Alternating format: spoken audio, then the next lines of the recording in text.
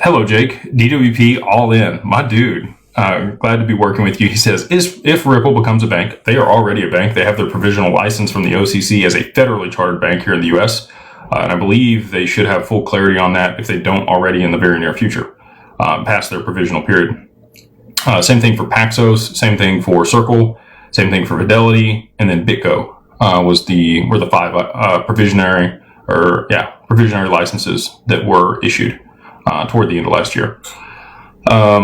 It says, could it deliver the same high value yields banks oppose in stablecoins by mirroring savings accounts as tokens and paying yields at the bank level instead? So a couple things there. Tokenized deposits are the way around stablecoins.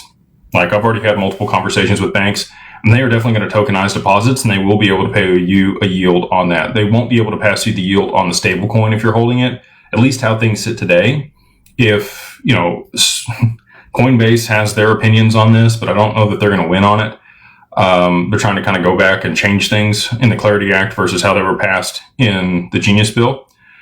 I think that you will be able to earn a yield on the tokenized deposits. Not so sure on the stable coins. I think stable coins are going to be primarily used by institutions for their own internal settlement.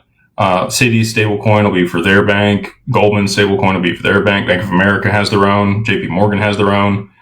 These banks aren't going to want to hold the counterparty's stablecoin because they would rather issue their own and be able to hold the treasuries and generate the yield off of that, right? Like, there's an inherent value to holding your own stablecoins over somebody else's. Tokenized deposits, on the other hand, yeah, you'll be able to swap between your money market and your tokenized deposit or earn a yield on your tokenized deposit there at the bank. And if they're able to earn 2/5 more money on your money than they are today, they're going to be much more willing to pay out a yield to you to be able to aggregate more of that capital, right? But Ripple themselves, so Ripple is an enterprise B2B solution provider. They're going to deal with institutions. They're going to deal with enterprises. They do treasury management. I don't think they're ever going to have a product that's directly consumer facing. Now, that's not to say they wouldn't work with some of their counterparty to disseminate that or democratize access to it to retail or consumers. Brad actually talked about that today at XRP Community Day. He said, they're excited to work with partners to be able to create consumer-facing products, but it's not something that they themselves will be doing, even though they have the regulatory license as a federally chartered bank. They're working on institutional flows, again, enterprise payments, large value payments, back-end settlement. That's where the money is. Again, people go where the money is. Retail is not where the money is.